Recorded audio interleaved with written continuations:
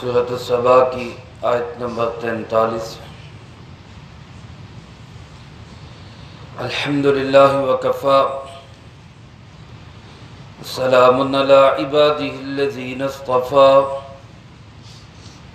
خصوصا علی سید الرسل وخاتم الانبیاء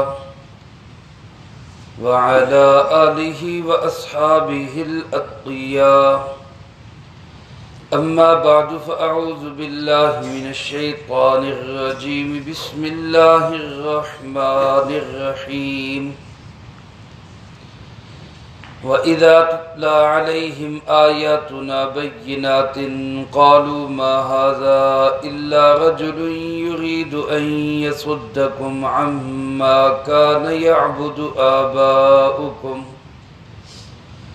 وَقَالُوا مَا هَذَا إِلَّا إِفْكٌ مُفْتَرًى وقال الذين كفروا للحق لما جاءهم إن هذا إلا سحر مبين وما آتيناهم من كتب يدرسونها وما أرسلنا إليهم قبلك من نذير وكذب الذين من قبلهم وما بلغوا معشار ما آتيناهم فكذبوا رسلي فكيف كان نكير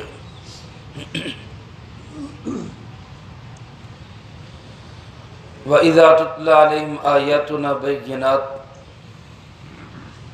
اور جب تلاوت کی جاتی ہیں ان کے سامنے ہماری واضح آیات،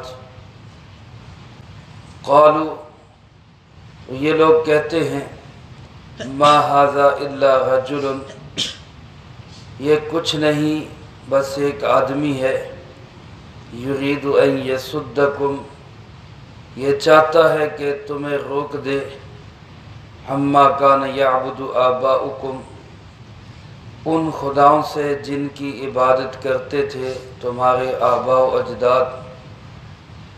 وقالوا ما ھذا الا افک مفتری، اور کہتے کہ یہ کچھ نہیں بس ایک گھڑا گھڑایا جھوٹ ہے۔ وقال الذین کفروا للحق، اور کہنے لگے وہ لوگ جو کافر ہیں حق کے متعلق، لما جاءہم، جب کہ وہ آ چکا، ان ھذا الا سحر مبین، کچھ نہیں ہے یہ مگر کھلا جادو ہے۔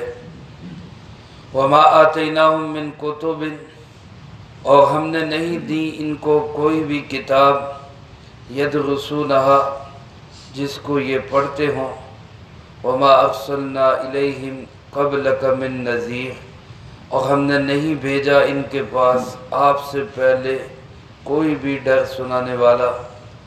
وَكَذَّبَ الَّذِينَ مِن قَبْلِهِمْ، اور جھٹلایا ان لوگوں نے بھی جو ان سے پہلے گزرے۔ وَمَا بَلَغُوا مِعْشَارَ مَا آتَيْنَاهُمْ، اور یہ تو نہیں پہنچے اس کے 10ویں حصے کو بھی جو ہم نے ان کو دیا۔ فَكَذَّبُوا رُسُلِي، بس انہوں نے میرے رسولوں کی تکذیب کی۔ فَكَيْفَ كَانَ نَكِيرٌ، سو دیکھو پھر میرا انکار کرنا کیسا ہوا۔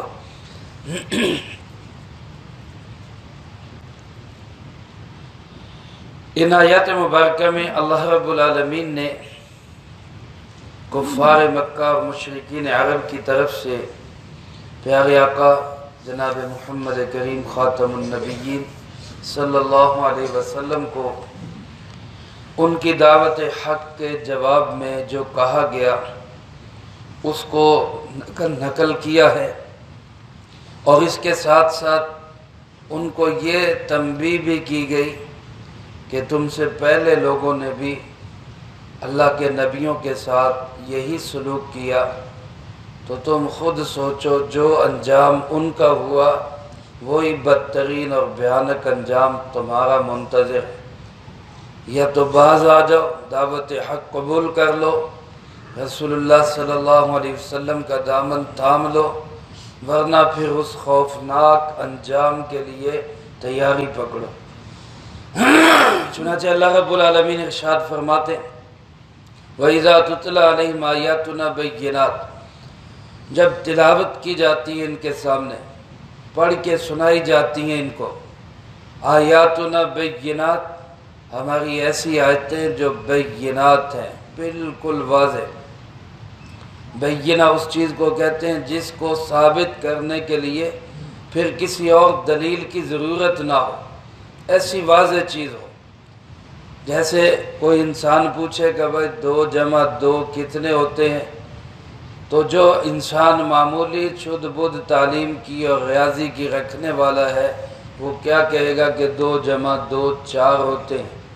اب اگر کوئی اس سے کہے کہ جی اس کی دلیل دو، تو دلیل مانگنے والے سے کہا گا بے وقوف احمق، یہ تو ایک واضح چیز ہے، یہ تو بینہ ہے، اس کے لیے کسی دلیل کی ضرورت نہیں۔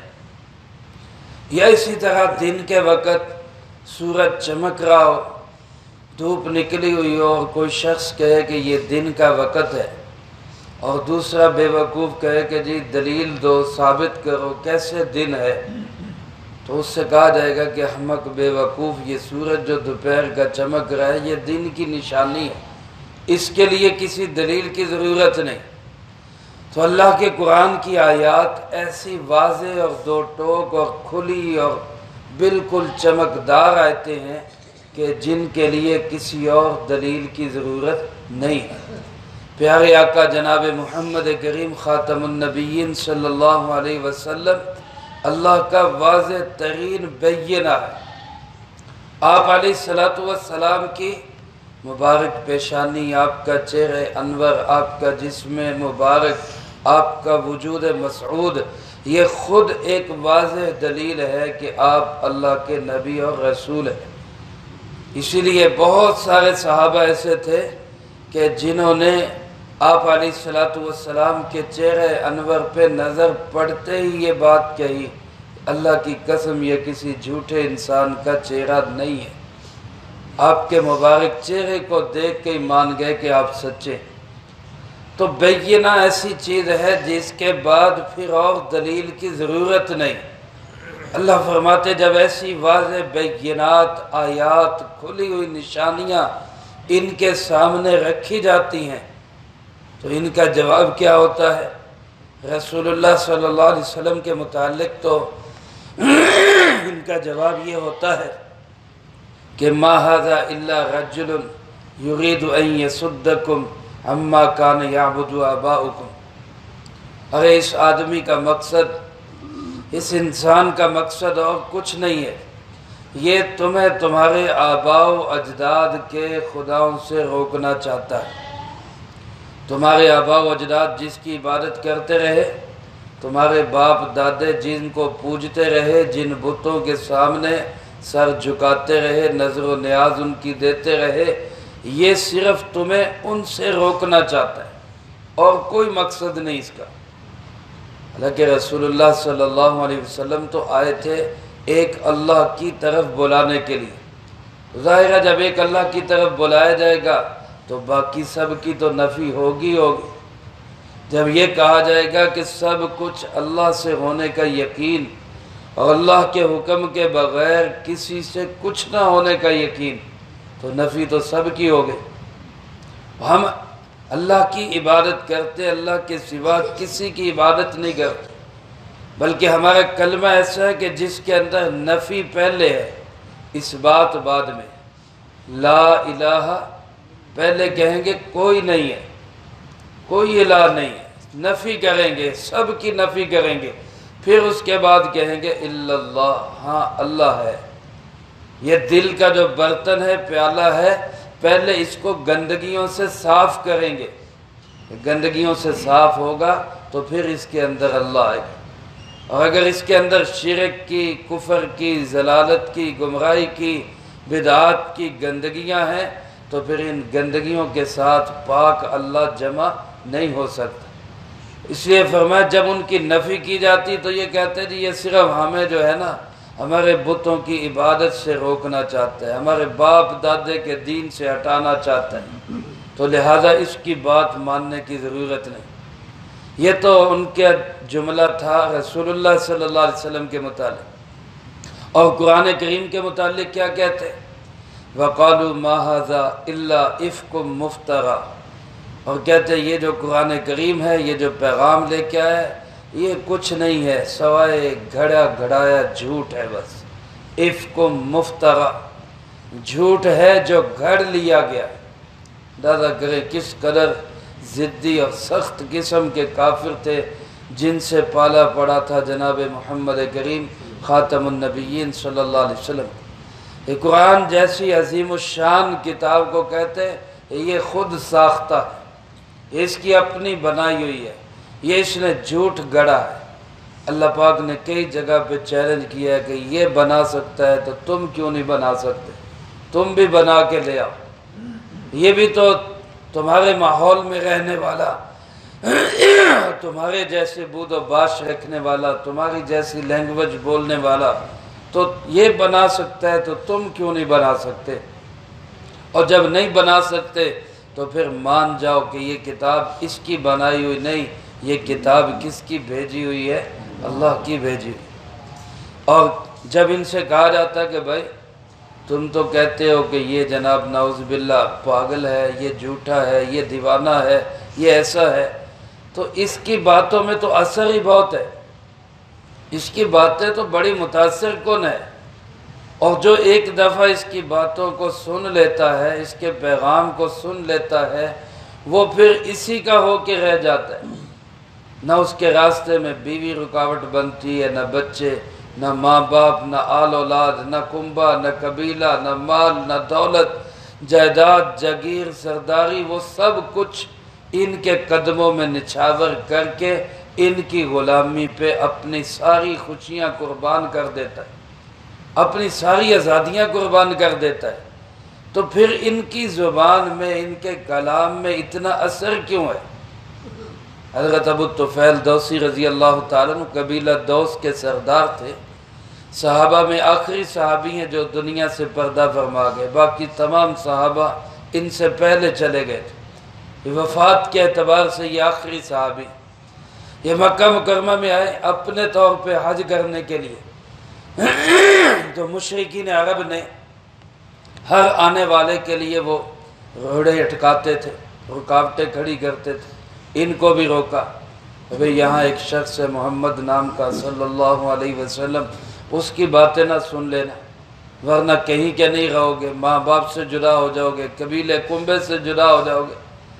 تو یہ کانوں میں روئی ٹھونس کے طواف کر رہے تھے کہ کہیں اس کی آواز میرے کانوں میں نہ پڑ جائے۔ اتنا متنفر کیا ہوا لوگوں کو کہ کوئی بات بھی نہ سنے اس کی۔ آج اہل حق کے خلاف یہی پروپیگنڈے کا ہتھیار آج کا باطل بھی استعمال کرتے ہیں کہ متنفر اتنا کر دو کہ کوئی بات ہی نہ سنے، اور جب سنے گا ہی نہیں تو مانے گا کون؟ تو ایسے ہی انہوں نے بھی ابو طفیل دوسی رضی اللہ تعالیٰ عنہ کانوں میں روئی ٹھونس کے طواف کر رہے کہ کہیں آواز نہ کانوں میں چلے۔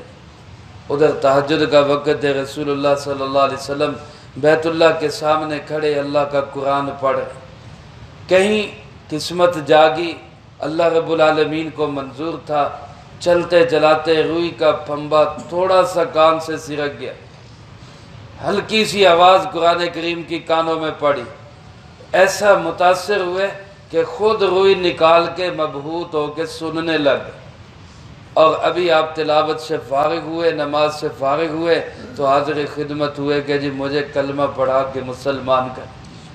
تو ایسی متاثر کن دعوت، ایسی مٹھاس اور ایسا اثر آپ کی زبان میں اور کلام میں، یہ پھر کیوں ہے؟ تو جب یہ کہا جاتا تو کافر کیا کہتے؟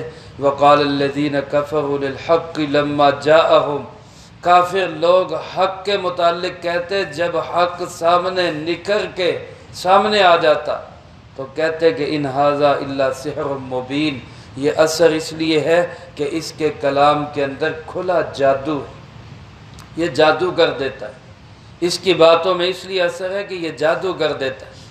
اللہ پاک فرماتے ہیں یہ کیسے لوگ ہیں؟ وما آتیناہم من کتب، ہم نے ان کو کوئی کتاب اس سے پہلے نہیں دی جس کو یہ پڑھ سکے۔ وما ارسلنا الیہم قبلک من نذیر، اور آپ سے پہلے ہم نے ان کے پاس کوئی نذیر بھی نہیں بھیجا، کوئی نبی نہیں آیا۔ عرب کے لوگوں میں علماء نے لکھا ہے آپ صلی اللہ علیہ وسلم کے درمیان اور حضرت اسماعیل علیہ السلام کے درمیان کوئی نبی نہیں آیا، اور حضرت اسماعیل علیہ السلام اور آپ کے درمیان 2000 سال کا وقفہ ہے۔ حضرت اسماعیل علیہ السلام آپ صلی اللہ علیہ وسلم سے 2000 سال پہلے گزرے، یعنی ان 2000 سالوں کے اندر عرب کی دھرتی پہ کوئی اللہ کا نبی اور رسول نہیں آیا۔ ان میں سے علماء نے لکھا ہے 1500 سال تک، 1600 سال تک تقریباً یہ لوگ دین حق پہ قائم رہے، توحید پہ قائم رہے، حضرت اسماعیل علیہ السلام کے بتائے ہوئے تعلیمات اور عقائد پہ قائم رہے۔ رسول اللہ صلی اللہ علیہ وسلم کی ولادت سے کوئی 400 سال پہلے عرب کا ایک شخص تھا عمرو بن لحی، یہ دوسرے ملک میں کسی میں گیا تجارتی سفر کے لیے، تو وہاں اس نے دیکھا کہ لوگ پتھر کے مجسموں کی عبادت کر رہے ہیں۔ ہو سکتا ہے ہندوستان کے اندر ہی آیا ہو، کیونکہ بتوں کی عبادت کا مرکز تو ہندوستان ہی تھا۔ تو یہاں اس نے دیکھا، یا کسی اور علاقے میں گیا جہاں اس نے لوگوں کو پتھر کی مورتیوں کو سجدہ کرتے ہوئے، نظر و نیاز دیتے ہوئے دیکھا، تو وہ وہاں سے مورتیاں خرید کے لے گیا۔ تو سب سے پہلے اسی عمرو ابن لحی نے عرب کے اندر شرک شروع کیا، اور اسی نے سب سے پہلے غیر اللہ کے نام پہ نظر و نیاز شروع کی۔ پھر آپ صلی اللہ علیہ وسلم کے زمانہ تک 400 سالوں میں عرب کے لوگ شرک میں اس طرح گوڈے گوڈے ڈوب گئے کہ اب ان کو توحید کی بات سمجھ ہی نہیں آ، توحید کی بات ان کو دیوانگی لگ رہی۔ 400 سالوں میں اس نے بالکل توحید کے نام و نشان تک اس علاقے سے مٹا دیا۔ اللہ پاک نے اسی بات کا اظہار کیا کہ ہم نے طویل عرصہ گزر گیا، ان کے اندر کوئی نبی نہیں بھیجا، کوئی کتاب نہیں بھیجی، تو ان کو کیا پتا کہ حقیقت کیا ہے، سچ کیا ہے، جھوٹ کیا ہے، غلط کیا ہے۔ تو سچ اور حق تو وہی ہے جو میرا محبوب جناب محمد کریم صلی اللہ علیہ وسلم ان کو بتا۔ اگلی آیت میں اللہ پاک نے ان کو متنبہ کیا، نوٹس دیا ہے، دھمکی دی ہے، باز آ جاؤ ورنہ تمہاری کوئی حیثیت نہیں۔ اللہ پاک فرماتے وَكَذَّبَ الَّذِينَ مِن قَبْلِهِمْ، ان سے پہلے لوگوں نے بھی نبیوں کی تکذیب کی۔ حضرت ابراہیم علیہ السلام کو جھٹلایا گیا، حضرت موسیٰ علیہ السلام اور حضرت عیسیٰ علیہ السلام اور انبیاء علیہ السلام بنی اسرائیل کے بہت سارے گزرے، ان کی تکذیب کی گئی۔ حضرت نوح علیہ السلام، حضرت ہود علیہ السلام، حضرت صالح علیہ السلام، حضرت شعیب علیہ السلام، ان سب کی تکذیب کی گئی، ان کو جھٹلایا گیا۔ ان کی قوموں نے کہا کہ نہیں یہ غلط ہے، یہ جھوٹ بولتے ہیں۔ اللہ کے نبیوں کو قوموں نے ٹھکرایا۔ اللہ پاک فرماتے ہیں کہ ان کا انجام کیا ہوا، ذرا سوچو، پرکھو، سنو، دیکھو، پوچھو کسی سے، ان کا انجام کیا ہوا۔ اور فرمایا وَمَا بَلَغُوا مِعْشَارَ مَا آتَيْنَاهُمْ، یہ جو لوگ ہیں نا مشرکین عرب، ان کو میں نے جو قوت، طاقت، صلاحیت، مال، دولت اور عہدے یا سرداریاں دی ہے، یہ تو اس کا 10واں حصہ بھی نہیں جو میں نے پہلے لوگوں کو دیا تھا۔ معشار کہتے ہیں عربی زبان میں 10ویں حصے، اور بعض علماء نے لکھا ہے کہ معشار مبالغے کا صیغہ ہے، اس کا مطلب ہے 10ویں کا 10واں یعنی 100واں حصہ۔ اللہ پاک فرماتے جو ان انسانوں کو طاقت ملی تھی، اے مشرکین عرب، تمہیں تو اس کا 10واں یا 100واں حصہ بھی نہیں ملا، تم کس باغ کی مولی ہو۔ قوم عاد کا ایک ایک آدمی کتنا طاقتور تھا کہ ایک مضبوط درخت کو جو جڑ میں اچھی طرح گڑا ہوا ہے، اس کو وہ یوں جھپا ڈالتا اور ایک جھٹکے سے درخت کو نکال کے باہر رکھ دے۔ اتنی بڑی طاقتور قوم تھی، ہاتھیوں کو سونڈ سے پکڑ کے اٹھا اٹھا کے مارا کرتے، یہ ان کے 10-10 12-12 فٹ کے ان کے قد ہوتے، اتنے لمبے لمبے انسان اور اتنے طاقتور کہ اللہ پاک نے خود فرمایا لم یخلق مثلھا فی البلاد، میں نے اس جیسی مخلوق کوئی پیدا ہی نہیں کی۔ آج دنیا کے عجائب میں سے ایک عجوبہ ہے اہرام مصر، مصر میں جائیں تو 3 بڑے بڑی عمارتیں وہاں نظر آتی ہیں، ان کا ایک ایک پتھر جو ہے وہ ٹنوں کے حساب سے وزنی، ٹنوں کے حساب سے، سینکڑوں ٹن وزنی ایک ایک پتھر، اور انسان حیران رہ جاتا ہے کہ اس زمانے میں جب کہ کوئی مشینری نہیں تھی، کوئی کرینیں نہیں تھی، کوئی لفٹر نہیں تھے، کس طرح ان انسانوں نے اتنے وزنی پتھروں کو اٹھا کے اوپر تک جوڑا، کیسے پہنچایا؟ تب اندازہ کر لیں کہ ان انسانوں کو کتنی طاقت اللہ نے دی۔ اور اللہ پاک فرماتے تم تو کسی کھیت کی مولی نہیں ہو، تمہاری کیا حیثیت؟ وما بلغوا معشار ما آتیناہم، جو میں نے ان کو قوت و طاقت دی تھی تمہیں تو اس کا 100واں حصہ بھی نہیں ملا۔ اور یہ کن کے متعلق کہا جا رہا ہے؟ 1400 سال کے پہلے انسانوں کے لیے، جو آپ صلی اللہ علیہ وسلم کے زمانے کے تھے، جو بہرحال ماں کا دودھ پیتے تھے، جو بہرحال خالص خوراکیں کھاتے تھے، اور جو آج ڈبے کا دودھ پینے والے ہیں، جو آج برگر کھانی قوم ہے، جو آج کیک کی پیداوار ہے، ان کی کیا حیثیت؟ آج کا باطل امریکہ کی شکل میں سب سے بڑا شیطان اکبر، جو دین کا سب سے بڑا دشمن ہے، یہ کیا حیثیت رکھتا ہے؟ اس کی کیا طاقت اور قوت ہے کہ اللہ کے دین کا مقابلہ کر سکے؟ جو 1400 سال پہلے کے انسانوں کو اللہ کہہ رہا ہے کہ میں نے تمہیں جو ان کو دیا تھا اس کا 100واں حصہ بھی نہیں تمہیں دیا، تو ان کو تو اللہ نے اس کا 1000واں حصہ بھی نہیں دیا۔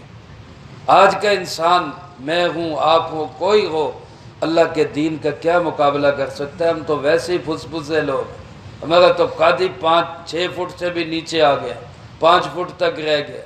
طاقت اور قوت ہم میں کوئی نہیں جو پہلے لوگوں میں طاقت اور قوت۔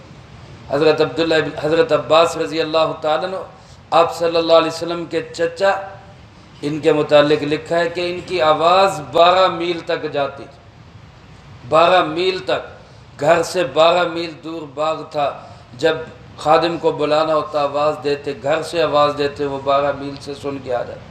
جس انسان کی آواز 12 میل تک جاتی ہے، اس کی جسمانی قوت کا ہم کیا اندازہ کر سکتے؟ تو آج 14 صدی بعد کا جو انسان ہے، جو ملاوٹی خوراکیں کھانے والا انسان ہے، اس کی کیا طاقت ہوگی؟ اس میں کیا پاور ہوگی؟ اب یہ پنگے لے اللہ رب العالمین سے، یہ پنگے لے اللہ کے دین سے، تو یہی کہا جائے گا کہ ذات دی کوڑ کرلی تے چھتیریاں نو جپے، کیا پدی اور کیا پدی کا شوربہ، اس کی حیثیت کیا؟ تو اللہ پاک ان کافروں کو یہ کہہ رہے ہیں، یہ صرف ان کے لیے نہیں، آج کے کافروں کے لیے بھی، آج کے اہل باطل کے لیے بھی، کہ ذرا سوچو، پہلوں کے جب میں نے اتنی طاقت دی اور وہ میرے سامنے ٹک نہیں سکے، وہ ٹھہر نہیں سکے، فَكَذَّبُوا رُسُلِي، جب انہوں نے میرے رسولوں کی تکذیب کی تو فَكَيْفَ كَانَ نَكِيرٌ، پھر میرا انکار کرنا سنو کیسا ہوا، ذرا غور کرو کیا انجام ہوا پھر ان کا۔ تو اس انجام کے لیے تیار رہو، یا مان جاؤ یا تسلیم کر لو، سکون ملے گا، دنیا آخرت بنے گی، عزت دنیا آخرت کی تمہارے قدموں میں ڈال دوں گا، نہیں تو پھر اس خوفناک اور بھیانک انجام کے لیے تیار رہو۔ اللہ مجھے آپ کو سب کو اپنے محبوب صلی اللہ علیہ وسلم کے دامن سے وابستہ ہونے کی اور وابستہ رہنے کی اور موت تک وابستہ رہنے کی توفیق نصیب فرمائے، اور جو کہا سنا اس کو زندگی میں لا کے دوسروں تک پہنچانے کی توفیق عطا فرمائے۔ اللہم انت السلام و منک السلام، تبارک ربنا و تعالیت یا ذا الجلال والاکرام، اللہم اعنا علی ذکرک و شکرک و حسن عبادتک، اللہم احسن عاقبتنا فی الامور کلها واجرنا من خزی الدنیا وعذاب الاخرہ، اللہم باقیتا کباقیت الولید، اللہم استر عوراتنا وآمن رواتنا، اللہم انا نجعلک فی نحورہم ونعوذ بک من شرورہم، اللہم اکفنا بحلالک عن حرامک واغننا بفضلک عمن سواک، اللہم اکفنا کل مہم من حیث شئت ومن این شئت، رب اغفر وارحم وانت خیر الراحمین، ربنا هب لنا من ازواجنا وذریاتنا قرۃ اعین وجعلنا للمتقین اماما۔ اے مولا کریم، اس پورے ہفتے میں جتنا درس قرآن ہوا، ان طلبہ عزیز نے جو پڑھائی کی، ان احباب نے جو اعمال کیے، اے اللہ پاک اس سب کو اپنی بارگاہ میں قبول فرما۔ اے اللہ سب کے مقبول اعمال کا اجر و ثواب ہمارے پیارے آقا جناب محمد کریم خاتم النبیین صلی اللہ علیہ وسلم کو پہنچا۔ آپ علیہ السلام کو ہم سب کی طرف سے بہترین جزائے خیر نصیب فرما۔ آپ کے توسل سے تمام انبیاء، تمام صحابہ، تمام اہل بیت، ازواج مطہرات، بنات طہار، نبی پاک صلی اللہ علیہ وسلم کی امت کے وہ تمام لوگ جو اس دنیا سے جا چکے، جو موجود ہیں، جو قیامت تک آئیں گے، اے اللہ سب کو اس کا اجر و ثواب نصیب فرما۔ بالخصوص حاضرین مجلس میں سے، سامعین میں سے جس کے جو عزیز و اقارب، رشتہ دار، دوست، احباب، اساتذہ، مشائخ، والدین اس دنیا سے جا چکے، اللہ ان سب کو اس کا اجر و ثواب نصیب فرما۔ اے ارحم الراحمین تمام مرحومین کی قبور کو جنت کا باغ بنا، سب کے درجات کو بلند فرما، سب کی سیئات کو معاف فرما، سب کو جنت الفردوس میں اعلیٰ مقام نصیب فرما۔ ہم میں سے ہر ایک کو اپنے اپنے وقت پہ اچھی موت نصیب فرما، بری موت اور اس کے اسباب سے بھی اللہ ہماری حفاظت فرما۔ عزت کی زندگی، شہادت کی موت نصیب فرما، اسلام والی زندگی، ایمان والی موت نصیب فرما۔ اے اللہ پاک اپنے محبوب کے دیار میں دفن ہونا نصیب فرما۔ اے ارحم الراحمین اس پاک کلام کی برکت سے جتنے میرے بھائی یہاں بیٹھے ہیں، یا اللہ ان سب کی جو دلی تمنائیں ہیں اپنی رحمت سے سب کی دلی تمناؤں کو پورا فرما۔ یا اللہ کسی کا کوئی مسئلہ اٹکا ہوا ہے، کوئی بیماری ہے، کوئی پریشانی ہے، پاک کلام کی برکت سے، اس پاک مجلس کی برکت سے یا اللہ سب کے مسئلوں کو حل فرما، سب کی بیماریوں کو دور فرما، پریشانیوں کو ختم فرما۔ بے اولاد کوئی بیٹھے اللہ اس کو نیک اولاد نصیب فرما، کوئی بے گھر ہے اس کو اپنا کشادہ گھر نصیب فرما، کوئی بے روزگار ہے اس کو حلال طیب روزگار نصیب فرما۔ اے اللہ پاک تمام دینی مدارس، مساجد، مراکز کی حفاظت فرما، تمام دینی مدارس کی تمام ضرورتوں کو غیب کے خزانوں سے پورا فرما۔ اے اللہ پاک ہماری اس مسجد جس کی تعمیر نو کا سلسلہ شروع ہے، اے اللہ پاک اس کو جلد از جلد عافیت سلامتی کے ساتھ پائے تکمیل تک پہنچا۔ اے اللہ پاک اس کے اخراجات کا اپنے غیب کے خزانوں سے بندوبست فرما۔ اللہم ربنا تقبل منا انک انت السمیع العلیم وتب علینا انک انت التواب الرحیم۔ صلی اللہ علی النبی الکریم وعلی آلہ واصحابہ اجمعین برحمتک یا ارحم